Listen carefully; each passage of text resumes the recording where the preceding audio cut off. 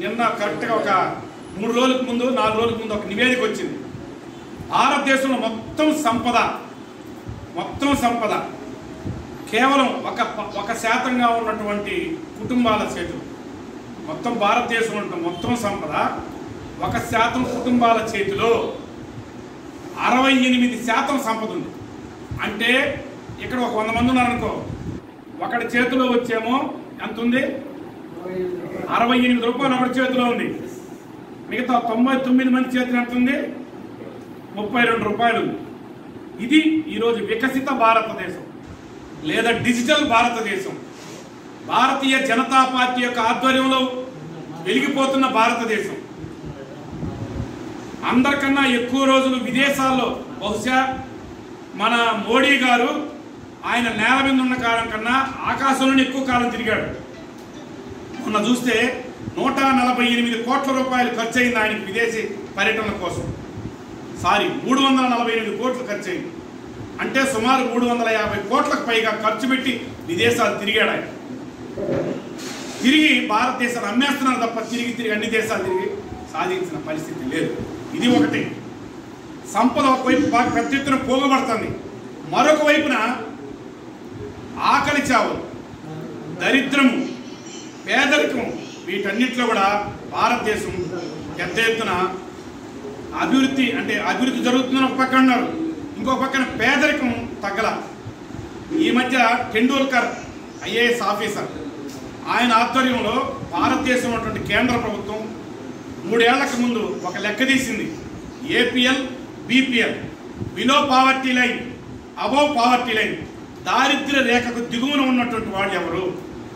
భారతదేశ ప్రభుత్వం ఇచ్చినటువంటి ఒక లెక్క ఏంటంటే, పల్లెల్లో ఇప్పుడు ఇక్కడ వాళ్ళందరూ అంటే ప్రపంచమే గర్వించదగ్గ గొప్ప నీతి గల నాయకుడు,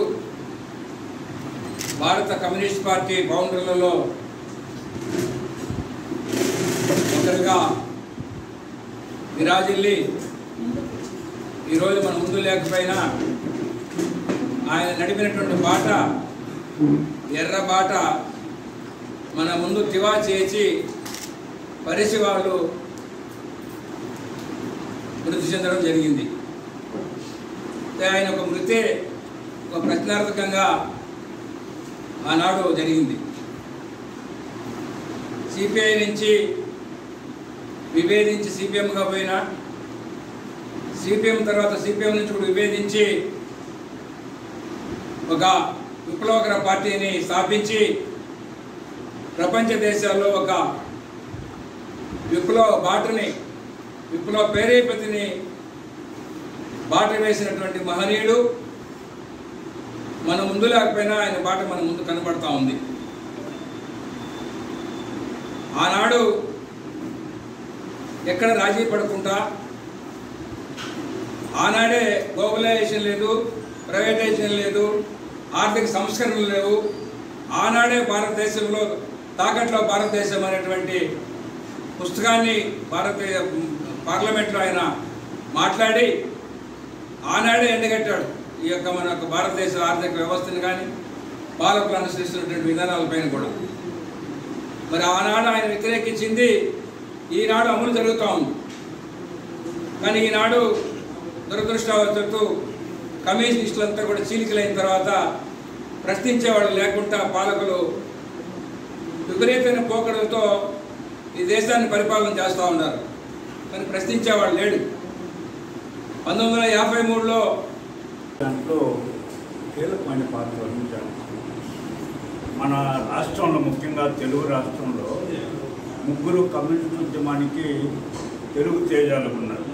ఒకరు చంద్రరాజేశ్వరరావు, 2 పుచ్చలపల్లి సుందరయ్య, 3 తరిమల నాగరెడ్డి.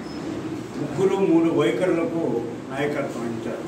చంద్రరాజేశ్వరరావు CPI అగ్రనాయకుడిగా ఉండి ఆయన జీవితకాలం CPI విధానాలతో చేశారు. పుచ్చలపల్లి సుందరయ్య CPIని తీసుకొచ్చి CPM నాయకుడిగా ఆయన జీవితకాలం దాన్ని చేశారు. తరిమల నాగిరెడ్డి CPM నుండి పార్టీ చీలప్పుడు 67లో ఆయన ఎమ్మెల్యేగా ఉన్నాడు. ఎమ్మెల్యే పదవికి అసెంబ్లీలో రాజీనామా చేసి బయటకు వచ్చాడు. అసెంబ్లీలు అనేది పందుల దొడ్డి. మనం చూసుంటాం గత 10 సంవత్సరాలుగా మన అసెంబ్లీలు ఎట్టున్నాయి, బూతులు మాట్లాడుకోవడం తప్పేవిళ్ళ. ఆ రోజే ఆయన గుర్తించాడు, ఇది బంధువుల దొడ్డి, ప్రజల గురించి మాట్లాడేది కాదు, నాకు ఈ అసెంబ్లీలో సీట్ అవసరం లేదు చెప్పి రాజీనామా చేసి బయటకు వచ్చాడు 1967.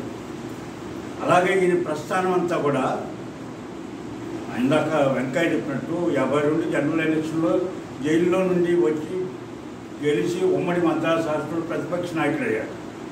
40 సీట్లు కమ్యూనిస్ట్ పార్టీకి, 40 ఉమ్మడి కమ్యూనిస్టు ఉద్యమే రోజు. ఆయన అనుకుంటే సీఎం అయి ఉండొచ్చు, వాళ్ళని కలుపుకొని ప్రకాశం పంతులు సీఎం అయ్యాడు. ఎవరు కలుపుకోవాల్సిన గవర్నర్ పిలిస్తే పోతాను నేను అధికారులకు అని చెప్పి గుమ్మనం కూర్చున్నాడు. ఆ తర్వాత జరిగిన పరిణామాల్లో కూడా ఆయన 1957లో పార్లమెంటుకు అనంతపురం పార్లమెంటుకు పోటీ చేసి అత్యధిక మెజార్టీతో గెలిచాడు. అనంతపురం ఎంపీగానే తర్వాత నెల సంజయ్ రెడ్డి